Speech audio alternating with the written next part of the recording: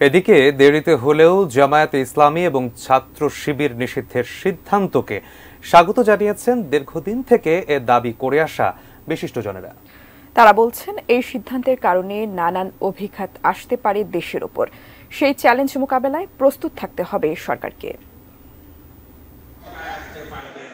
দীর্ঘদিন থেকে জামাত শিবিরের রাজনীতি নিষিদ্ধ করার দাবি বিভিন্ন রাজনৈতিক দল, সামাজিক সংগঠন ও মুক্তিযোদ্ধাদের।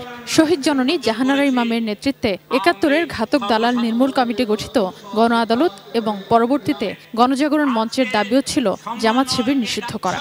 নানা দিক থেকে এই দাবির কথা উঠলেও এতদিন দলটিকে নিষিদ্ধ করেনি ক্ষমতাসীনরা। যদিও ২০১৮ সালে উচ্চ আদালতের রায়ে দলটির নিবন্ধন বাতিল করা হয়। তবে চলতি মাসে কোটা সংস্কার আন্দোলনে ভর করে বিভিন্ন স্থানে অগ্নিসন্ত্রাস ও সহিংসতা চালায় জামাত শিবির, এমন দাবি সরকারের। পরে সোমবার ১৪ দলের বৈঠকে দলটিকে নিষিদ্ধের সিদ্ধান্ত হয়। এই সিদ্ধান্তকে সাধুবাদ জানিয়েছেন বিশিষ্ট নাগরিকরা। তবে তাদের আশঙ্কা, এই সিদ্ধান্ত খুব সহজেই মেনে নেবে না জামায়াত ও বিএনপি।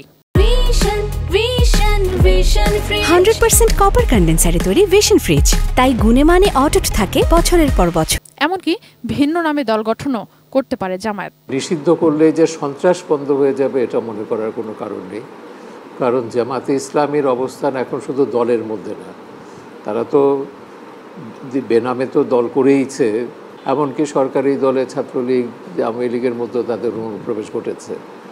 প্রশাসনের রন্ধ্রে রন্ধ্রে তারা অবস্থান করছে, বিভিন্ন বাহিনীতে, গোয়েন্দা বিভাগে তাদের লোকজন রয়েছে। যদি নিষিদ্ধ হয় তাহলে কি জামাতের এবং ইসলামিস্টদের বা জঙ্গিদের রাজনীতি বন্ধ হয়ে যাবে বাংলাদেশে? না, অন্য নামে হলেও আসবে। আসল বিষয়টা হচ্ছে রাষ্ট্র এবং সরকার এই ধর্মভিত্তিক জাতীয়তাবাদকে গ্রহণ করবে কি করবে না। এই দুই বিশিষ্টজন মনে করেন, জামাত শিবির নিষিদ্ধ পরবর্তী চ্যালেঞ্জ মোকাবেলায় নাগরিক সমাজকে সাথে নিয়ে কঠোর থাকতে হবে সরকারকে। জামাতের পাশে বিএনপির মতো একটা বড় দল রয়েছে, বিদেশে পাকিস্তান রয়েছে, তথাকথিত ইসলামিক উম্মা রয়েছে, এমনকি তাদের একটা আন্তর্জাতিক জেহাদি বলয় রয়েছে। সুতরাং তারা খুব সহজে এটা ছেড়ে দেবে মনে করার কারণ নেই। তো তার জন্য সরকারকে, নাগরিক সমাজকে, দেশবাসীকে প্রস্তুত থাকতে হবে। তারা কিন্তু রাষ্ট্রটাকেই ইসলামিক রাষ্ট্র বানাতে চায়।